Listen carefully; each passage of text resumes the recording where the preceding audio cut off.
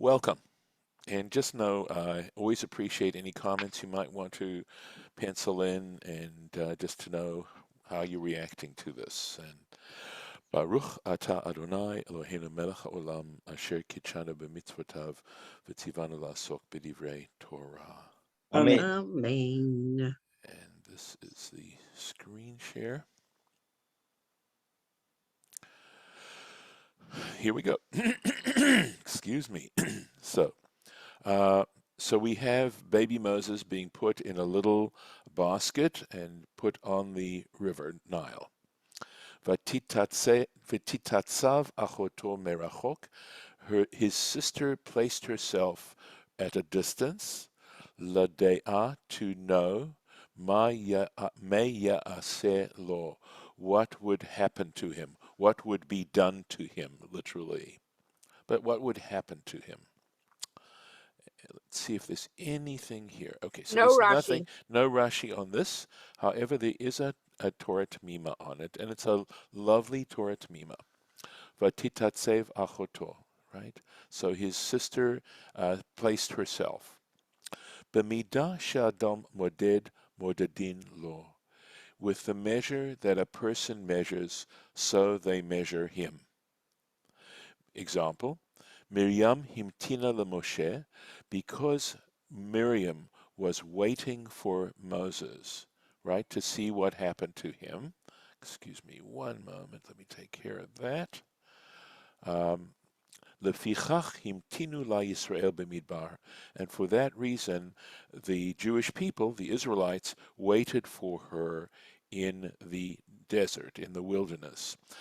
This refers to a story where she was stricken with leprosy for speaking ill of her brother, of Moses, and so it took 7 days for her to be cured. Once the leprosy was gone, it took another 7 days of cleansing, and it mentions, as they're going to say, Shneimar in Sof Parshat Bahalotcha, at the end of the Parsha of Bahalotcha, V'ha'am lo nasa, the people did not journey ad he'asef Miriam, until Miriam was gathered, in other words, back into the encampment, because if you were stricken with leprosy, you had to sit and dwell outside the encampment. You were basically put in quarantine. Umidah, and he goes on to say, Umidah tova, but however, any good quality that you do, any good measure, meruba, you're paid back even more, considerably more. For whatever good you do, you're paid back considerably more. Shehi himtina sha'achat, because she just waited for, sha'achat literally means 1 hour, but it just means for a little bit. She just waited to watch what happened for a little bit. The Yisrael himtinu la, but the Jewish people waited for her, Shiva Yamim, for 7 days. And this is from the tractate Sota. This tractate deals with this story quite a bit. There's a midrash in Sota on this particular passage. Page 60, please. Page 2 of it, page B. Okay, and apparently also page 11 on the A side of the page. So let's take a look at the Torah Tamima on that. So it says Ritzor lo lomar, what he's trying to say here, beneath what the statement, the simple statement, klal hatashlumin, that the general principle of tashlumin, that is compensation, midah keneged nidah, that is one thing for another. Noheg bein b'midah tova, it operates whether it has to do with a good quality or good measure, bein b'midat puranut, or whether a measure of tribulation, adversity. V'yitron lemidat tova, so in other words, if you do something wicked, you're going to be paid back. There's accountability, and it's just a statement regarding accountability. And it goes on to say that the point is that there is an advantage, v'yitron, the advantage of lemidat tova, of doing good, shemishalmin schar betosefet v'yitron, that when they pay back, there is additional benefit, and again, yitron means again over an abundance. Al hamidah shemadat hadam, on whatever the person did, he gets paid or she gets paid considerably more back. Ukademish as is explained in the passage we just read. And he goes on to give us some other references. V'iyein od, and see further, lifanenu, before us, literally, in other words, what happened before, in the text before, but Parshat Noach, in the Parsha of Noah, but Pasuk, regarding the verse that says, Va'arubot hashamayim niftachu, and the windows of heaven were opened. Uve Tosafot, and I believe this is the Tosafot, the Rashi's grandchildren, the Sugya Khan, in this Sugya on page 11a, the reference he gave to page 11a. So, just thought it was worth sharing that with you, since there's no Rashi on this passage at all. So it's a very important principle, as you can imagine. Vatered bat Paro lerchotz al hayor, and the daughter of Pharaoh went down to bathe in the Nile. V'na'aroteha holchot al yad hayor, and her maidens were going or walking by the side of the Nile. Vatere, and she saw et hateva, she saw the box, the little box, betoch hasuf, amongst the reeds. Vatishlach et amata vatikacheha, and the shot of this word would be, she sent her maidservant and took it, she took it, the box. So let's take a look at there's quite a bit of Rashi on this. So lirchotz al hayor, to bathe, literally it means on the river, right? So he says, Sares Hamikra, rearrange the verse, Ufarshehu, and that way you can explain it. So let's take a look. All right. Okay. Because this Al Hayor actually seems to be out of place. So this is what he's going to say. Vatered bat Paro al Hayor. What it is that she went down to the river, Lirchotzbo, to bathe in it. And so the order of the words here is a little bit peculiar.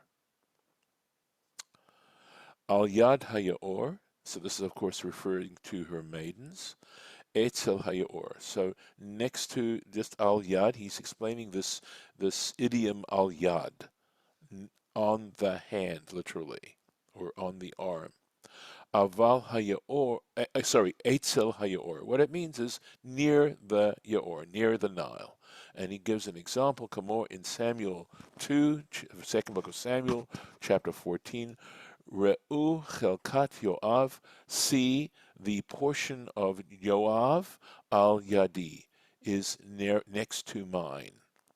V'hu lashon yad mamash, and he's saying that you can really look at it as literally the arm or the hand, sheyad ha'adam smuchalo, because in other words, it's taken from the fact that the hand, a person's hand, is attached to him. So then he uses that in a way as a introduction to a different approach. V'rabotenu darshu, and our sages interpreted, and here we go, Sota. Remember, this is the tractate where this is discussed. Holchot lashon mita. The fact that it says her maidens holchot, right? That it specifies that they were going lashon mita. It has the connotation of death. Kamo hine, as it says, hine anochi holech lamut. This is what Esau said to Jacob when he came back from the field famished and he needed the pottage that Jacob was preparing, and he says, why does he need the Bechorah? Why would he need the privilege of the firstborn, the Bechorah? And he introduces that by saying, Hane anochi holech lamut. He says, I'm about to die, right? I'm going to die. And that's, of course, in Bereshit, in Genesis chapter 25. Holchot lamut, and why were they going to die? Lefi shemichu ba, because they tried to prevent her from rescuing Moses, from taking this. So again, this sort of stuff tends to raise questions for me as to the significance of this. I mean, beyond the fact that it appears to, and it's gonna, and it's he's gonna support this interpretation. Okay, I'll just finish up the Rashi. V'hakatuv misayan. This scripture supports this rabbinic interpretation. Hilama lanu lichtov, because what does this verse add? Why do we need to write v'narote holchot? What was the purpose of this? What is it trying to inform us? And so this is an interpretation, but again, on a superficial level, simply to say how this was sort of destined to happen. That God was going to make sure this happened, and if they were getting in the way, they weren't going to make it. That's how important it was. So it's not so much an issue of, so as far as I'm concerned, about divine justice, as rather trying to give, even though it's in a negative way, a positive statement as to how this wasn't coincidence. There's nothing coincidental about what was happening here. Where in the passage though did he pull out the fact that they tried to prevent her from taking Moses? I maybe I missed it, but No, we haven't gotten to it. It's okay. Okay. I'll explain. Okay. So it goes on to say vatere, which refers to Pharaoh's daughter. In other words, she saw it. Okay, and the emphasis that she saw it. Okay, and that she had to send her. Again, we're going to have an interpretation of this too. Okay, the fact that she's doing all of this, she opens it up, she does it, and her maidens don't do it. Her servants don't do this. Okay, she had to actually send her maidservant to go and get it. They weren't interested in doing it. But you're right. I mean, it's subtle, and it's not. He simply says there's some support in the fact he's using an argument from the fact that this is there more than anything else. And the fact that this phrase holchot, why dafka, the choice of this, it isn't needed at all. It could have said v'narotea al yad hayor. We'd understand that. And her maidens were next to the river. Why do we need dafka, this word holchot? Okay, that's the basis of this drush. And as it is, I mean, it's not necessarily a compelling drush. The issue is there any support for being able to interpret that? And the fact that this particular verb is used in this connection. So again, I don't feel I'm giving you an adequate answer, David, but I think that what I'm trying to do is at least open some doors here regarding what is this? There's some greater message that's being said here, I think, that's trying to be drawn out of the text. At any rate, yeah, go ahead. No, got it. Thank you. Mm-hmm. So it says that she sent et amata, and the pshat would be her maidservant. And he says et shivchata. So shivcha is another word we use for maidservant.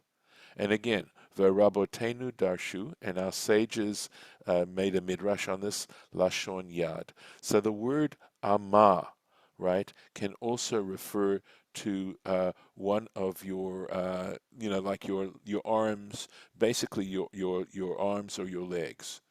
In other words, one of your appendages. Okay. aval lefi dikduk lashon hakodesh. And here, so it's interesting. So in the first case where Rashi quoted a Rabotenu Darshu, he says there's some support for it. Here he says that if you look at grammar, Hebrew grammar carefully, Hebrew grammar, Lashon HaKodesh, right, the holy tongue, it doesn't support it. So I have a feeling that's intentional. That we have on the one hand the support, and now we have the argument against. Right. So he explains, Haya lo lehinaked amata mem degusha. The mem of amata should have been. Here's the amata. Et amata should have had a dagesh, should have had a dot in it, and I'm going to guess then in that case it would not be a chataf. This is called a chataf patach. This is essentially, again, the aleph is a guttural letter. A guttural letter cannot sustain a regular shavah. And so it's essentially, depending on the nature of the word itself, it's going to take what is called a chataf, a grabbed patach. So it should actually be ummata, but in a case of the word amata referring to her limb, okay, that's what amma can mean, all right, as a limb, it should have been with a patach, and then in that case, this would have had a dagesh in it. So he's saying that's if it meant in fact limb, it should have had been spelt differently. It would have been the text would have been pointed differently. Okay, so here we go. Vehem darshu et amata et yada. Okay, so they interpreted et amata, what we said on a pshat level meant her maidservant, et yada, that it refers to her hand. Venishtar vava amata amot harbe, that her hand stretched out a lot of cubits. Look at this word amot, because the word amma also means a cubit. So in other words, so then it says she sent forth her amma, right? She sent forth her hand, is what they're saying, and they're saying that this amma that they're also trying to suggest that her hand stretched out. Now again, taking that literally, it starts to we start to question an issue of credulity. But again, I don't think we are supposed to be taking this in a literal sense. I think we're supposed to take it in a literary sense, meaning what this would connote is how badly she wanted to do it. That she really, really, that this was so important to her. In other words, what the rabbis are bringing out is the degree to which she wanted to save baby Moses. I think that I may have seen like an artistic rendering, maybe a painting of this, where it shows the Pharaoh's daughter kind of sitting by the side of the bank with her arm long, Yes. really long, reaching out, like, Right. Right. And so I guess if my memory serves, then that artist probably knew about this Yes, midrash. I would agree. I would agree. Yes, for sure. So I think the word amma, when it means a cubit, comes from the word amma when it means a forearm. Yes, exactly.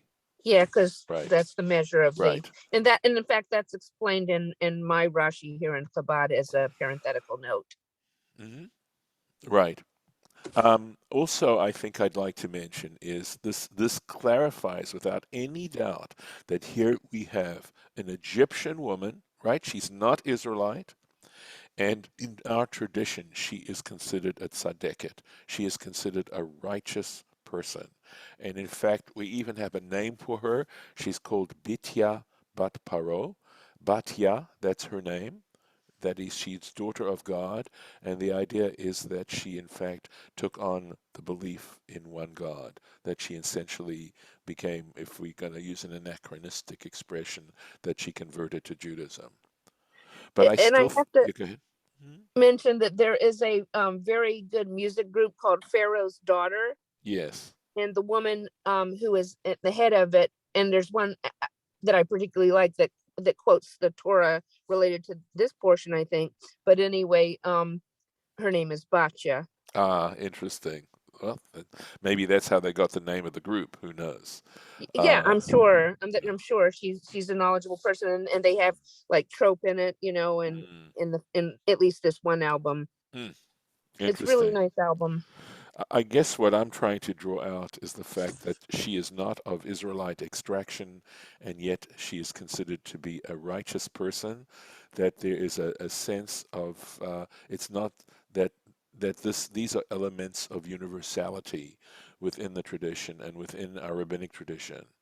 That it isn't just particularistic, and that it also allows that there's a much more universal way of looking at things, and that this would be such an example. That it has to do with what you do and not so much of how you're born, but what do you actually do with it? So being born a certain way is an invitation. Whether you accept the invitation or not is a different question.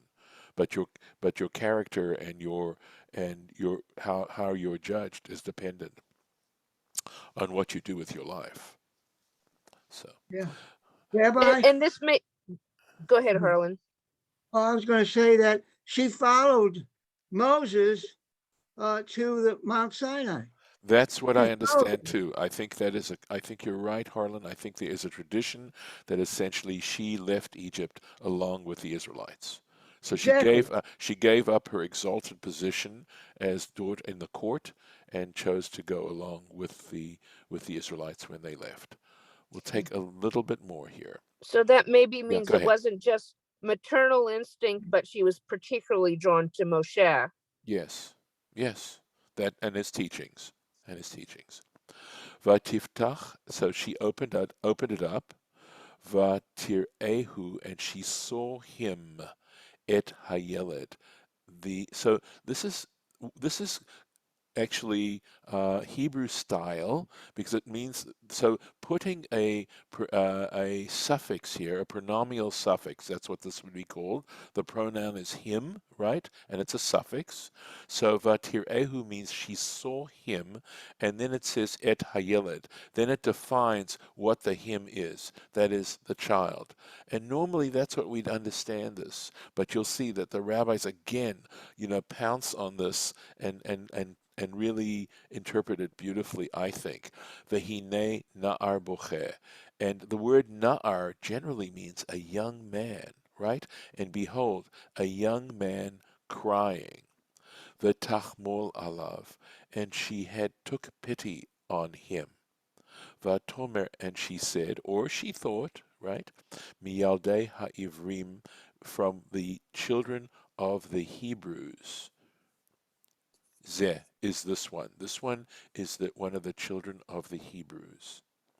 When you think about society and our modern society and what's going on these days in terms of how people are judged and groups are judged, etc., etc., I think there's a lot to unpack here regarding its application to modern day society and how we judge other racial groups and things like that. Okay. So at any rate, Vatiftach, she opened, Vateraehu, and she saw him. Et mi ra'ata. So Rashi gives you the pshat to begin with, right? What did she see? Hayeled. Zehu pshuto. He says this is the pshat. She saw the child. And here we go. Umidrasho, however the midrash is, shira'ata imo shchina, that she saw the divine presence with him. And that's Shemot Rabbah and Sota again. Sota, remember, we're quoting Sota quite a bit. So literally, they're understanding because the word et, while it normally is untranslatable and normally is understood as introducing a direct object, what did she see? She saw the child, right? The word et very often, or often enough, can actually mean with. So she saw him, that is the Shekhinah, with the child. That's how they're parsing this out to get this interpretation. So here we're getting a lovely example of how our tradition looks at the Hebrew text and tries to squeeze out all possibilities of meaning from what is considered a sacred text. So again, what is this saying, right? That she saw something divine about this, and that she, again, I think that, this gives you something to think about in terms of how you unpack this particular thought here. Vehine na'ar b'cho. And here, this verse is just filled with implications, right? Because it doesn't say vehine tinok bocher, right? Here, a baby is crying, or it doesn't say vehine yeled bocher, and it doesn't even say, and behold, a child is crying. It uses the term na'ar, which generally refers to youth, right? A youth, and so Rashi does this with it. Kolo kanar. His voice was like a voice of a young man. That's how we understand this. And I'm going to stop right here. And let's see what I can do. Right, we'll just... About the word et, Yes, go I ahead. thought I remember reading or hearing this once, and I may be misremembering, but it's kind of a word that can be seen as superfluous. In other words, if you take it away, you still get the same meaning. And I thought that I'd read that can also, because it's not needed, it can imply this extra presence, which might be a mystical presence. Yes. There are times when they understand the word "et" to mean including something. I never actually sort of understood it as being superfluous, because generally it removes any ambiguity regarding whether this is a direct object or not. I mean, that's essentially, it's a utility word. We don't have any equivalent, as far as I'm aware of, in English for this particular word, so often it gets untranslated. But I would say within Hebrew, it's not superfluous. It has that utility. Golda? Yeah, I was thinking instead of with, what about as? I don't know that I've ever seen it have that mistake. I But mean, it's she sort saw of, she saw the divine presence with the child. That's how they're understanding it. or, Not the divine presence okay, as the child. I think that would be a different religion. okay. Or within, so within as opposed, no, I not don't. just Oh, I see next what to, you're yeah. saying. I see Yeah, what you're yeah, yeah, saying. yeah, Yeah, no, I think you could push that a little bit, but yeah. if you wanted to get away from a more, from being overly literal about it. But I mean, the Yeah, I issue don't is want to that see she three did see the. people or, two people in this box, Well, you're not two people. She sensed the Right, divine presence in that correct. box, and then if you Okay, want to sort of look at it in the way you're interpreting it, I don't have any problem with that. okay. But yeah, No, but I It's the like not issue is within. That's, dualitarian. yeah, right, exactly. I got so So many notes around this we're section. we're going to Took them stop out. here. I'm going to stop the recording, and I hope everyone enjoyed it.